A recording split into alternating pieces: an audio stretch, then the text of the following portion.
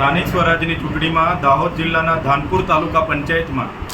ત્યાંની જનતાએ આમ આદમી પાર્ટીના 12 જેટલા તાલુકા સભ્યોને જંગી બહુમતીથી વિજયી બનાવ્યા હતા। આજે હાલમાં જ 12 વાગ્યાની સામાન્ય સભા હતી, ત્યારે અમારા 12 તાલુકા સદસ્યશ્રીઓ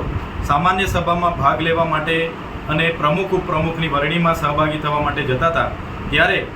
ધાનપુર તાલુકા પંચાયતની પહેલાં જે ઘાટા આવે છે, ત્યાં ઘાટા કને ઝાડ રસ્તા પર કાપીને તુફાન ગાડીઓ રસ્તા પર મૂકીને 4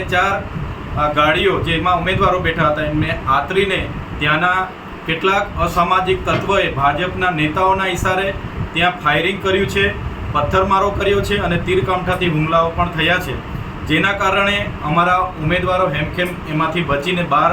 નાસીને બચ્યા છે અને પોલીસને જાણ કરી બાદમાં ડીવાયએસપી એમના કાફલા સાથે આવી અમારા ઉમેદવારોને હેમખેમ પ્રમાણે બચાવી લઈને સામાન્ય સભામાં હાલમાં જ લઈ ગયા છે અને અમારા ઉમેદવારોને ખેંચી કરવામાં પણ ઈજાઓ થઈ છે, પથ્થરમારાઓમાં પણ ઈજા થઈ છે અને 4 જેટલી ગાડીઓને નુકસાન થયું છે, જેની અમે સખત શબ્દોમાં નિંદા કરીએ છીએ।